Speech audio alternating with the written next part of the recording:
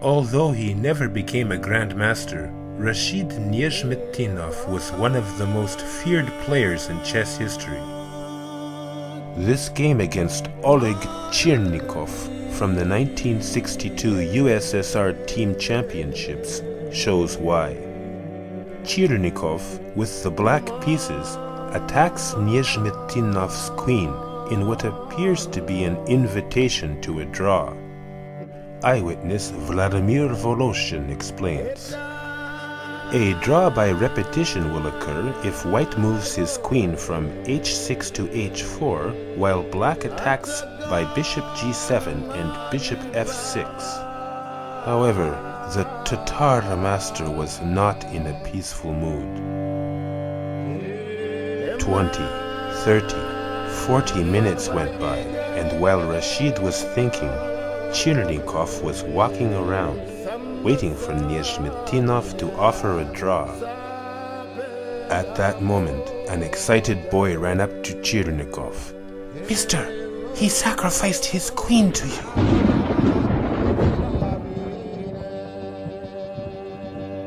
I did not see Chirnikov walk around anymore after that.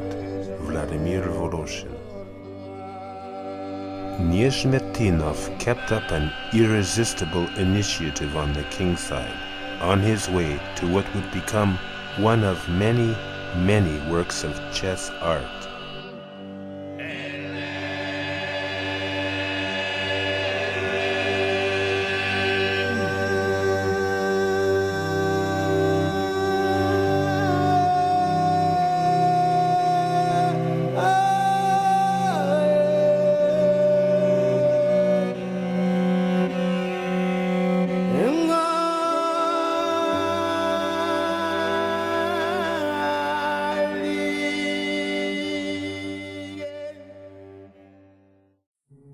Rashid Gibratovich Nezhmetdinov was born in 1912 in Aktyobinsk, a tiny town on the steppes of Kazakhstan.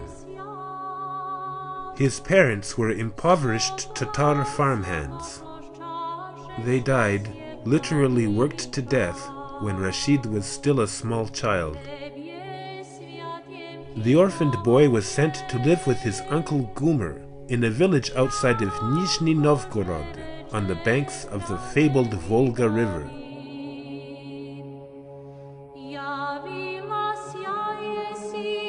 Conditions here were no better, however, due to the aftermath of the Russian Civil War, which had devastated the region from 1918 to 1923. Even worse, the Bolshevik policy of Prodrazvyotska, the commandeering, or theft, of the peasants' grain to feed the Revolutionary Army, had helped cause one of the worst famines in history. The Volga famine killed more than 2 million children, but Nezhmetdinov's life was saved by his older brother, the Tatar poet Kavi Nadzhmil. Kavi arranged for Rashid to be placed in an orphanage in the ancient Tatar capital of Kazan. Tatar elements of the Mongol horde had swept through the city in the 13th century. But, unlike most of the Mongols, they settled permanently, mixing with the local Volga Bulgars to create the ethnicity and culture we now refer to as Russian Tatar. Kazan must have seemed like a paradise to young Rashid. The only happy memory he ever reported before coming to Kazan was one incident when he got to eat some fish soup on the banks of the Volga. In his time at the orphanage, however, Nezhmetdinov was well fed for the first time in his life. He also received instruction in the Muslim religion and an education in the Tatar language. Rashid would remain a practicing Muslim throughout his life, and he also developed a keen interest in learning, particularly literature, history, and mathematics. After 3 years in the orphanage, Kavi Nadzhmil was able to bring Rashid into his own household. Nezhmetdinov became very active in the Kazan Palace of Pioneers. The Soviet Young Pioneers were sort of like the Boy Scouts, but with the added bonus of communist indoctrination. The pioneers' palaces became bustling social hubs in which many adult guides, or uncles, visited the club, often engaging in endless chess sessions. One day, 11-year-old Rashid found a scrap of paper on the stairwell. It was a chess column from a magazine. He kept it in his pocket, unable to stop thinking about it. It even began intruding on his dreams. A few days later, Rashid was watching adults play chess at the Pioneer Club. I rejoiced when I discovered they moved the things exactly as was explained on my piece of paper. Rashid sat down to play his first chess and won every game. A man named Samsonov was so impressed, he wrote a letter recommending that Rashid be admitted to the Kazan Chess Club. Against the real experts, however, Nezhmetdinov enjoyed little success. There, he said, they all won from me right up to 1927. With no notion of theory, and on top of that, too interested in blitz chess, I was slow to make progress. In 1927, however, Nezhmetdinov, age 15, won the City Pioneer Championship with a score of 100%. Just 3 years later, Rashid became a first-category player by winning the Kazan City Championship. He had also surpassed Samsonov, as this game from 1929 amply illustrates. Rashid takes the black pieces and surprises his former chess mentor with a stunning smothered mate.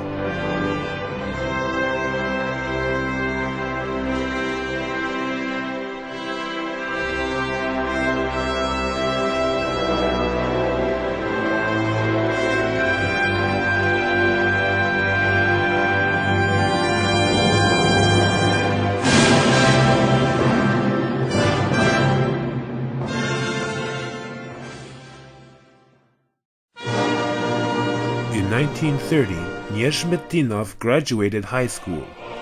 He briefly attended the Kazan Institute of Technology and took courses in weights and measures with the idea of obtaining employment in the Standards Bureau.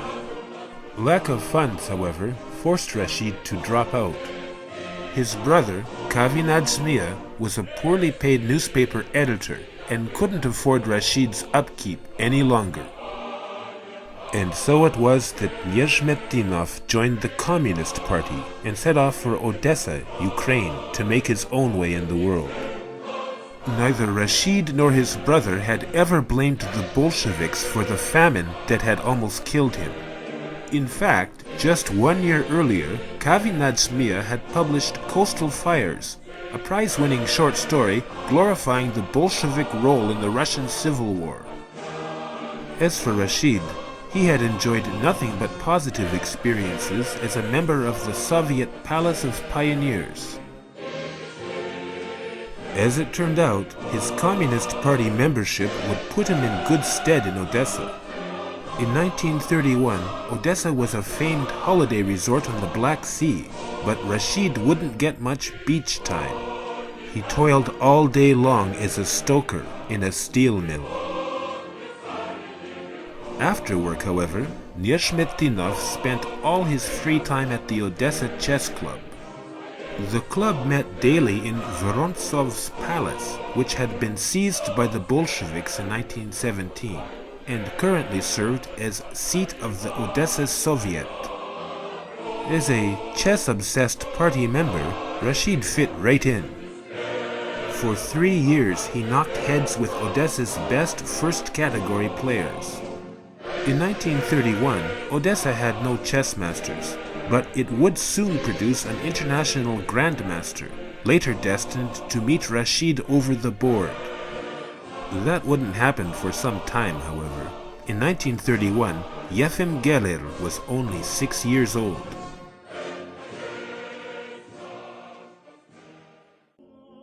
In 1933, Nezhmetdinov, now the Odessa chess and checkers champion, returned to Kazan, where he took steady employment at the Standards Bureau. He also entered the Kazan Pedagogical Institute, where he studied and taught mathematics and led an informal chess circle. Nezhmetdinov would soon get the master title in checkers, which didn't help his chess career very much. At this time, checkers was taken very seriously in the Soviet Union. It was even reported in chess magazines. However, Rashid soon received a rude awakening in the All-Union tournament in Rostov-on-Don. In 1934-35, I was mainly occupied by the study of checkers. Only in 1936 did I cross swords with stronger first-category chess players, Ufimtsev and Dubinin. They gave me a good thrashing. Rashid understood now it was necessary to undertake a serious study of chess. But he then fell ill and was hospitalized for many months. However, in his typically optimistic fashion, Nezhmetdinov recognized this as an opportunity. I took along a book of Kuberl's endgame studies and solved them, without a board, in my spare time. Rashid's homework paid off. In 1939, he scored 9 on 10 in a Category 1 tournament and earned the Candidate Master title.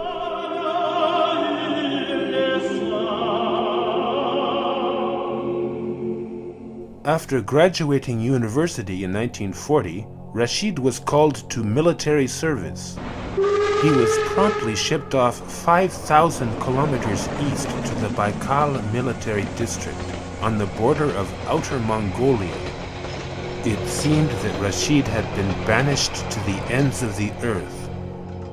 This didn't stop him, however, from winning the Lake Baikal District Chess Championship in February 1941.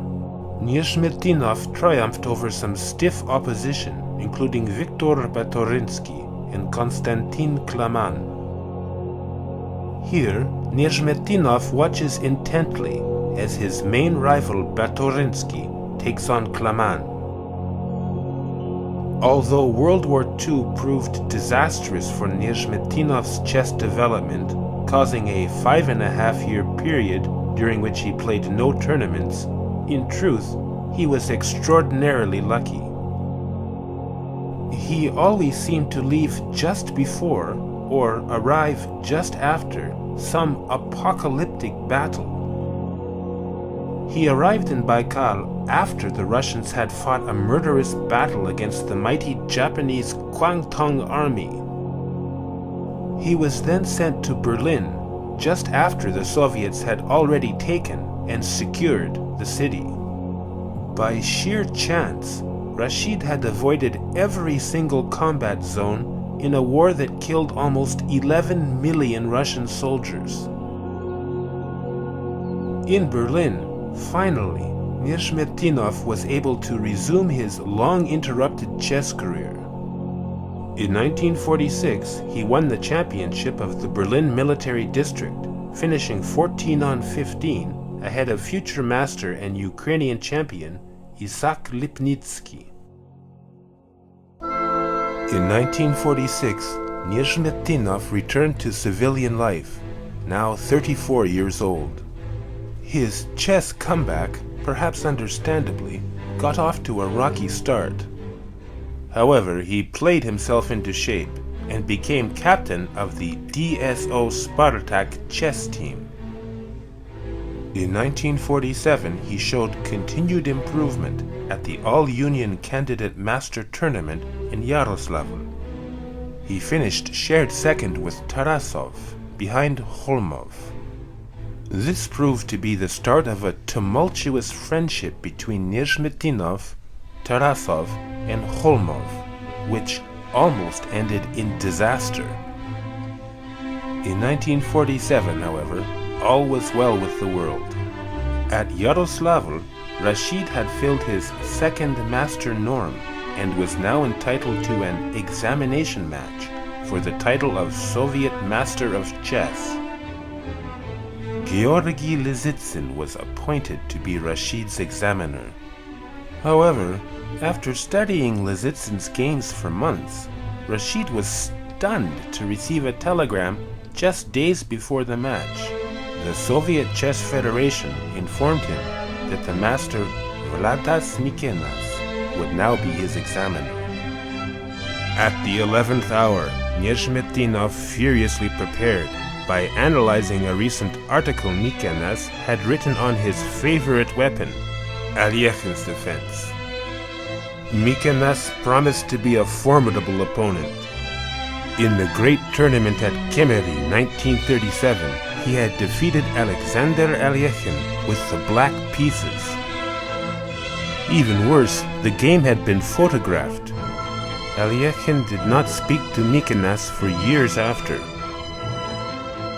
However, Nezhmetdinov had prepared well for Mikenas' favorite night hunt variation of Alyekhin's defense. In Game 1 of the match, Rashid shocked his opponent by playing into the hunt variation and crushing him in 17 moves. Mikenas fought back, however, and by Game 11 he felt confident enough to face the night hunt variation again. Nezhmetdinov destroyed him, demonstrating that it should perhaps be renamed the king hunt variation.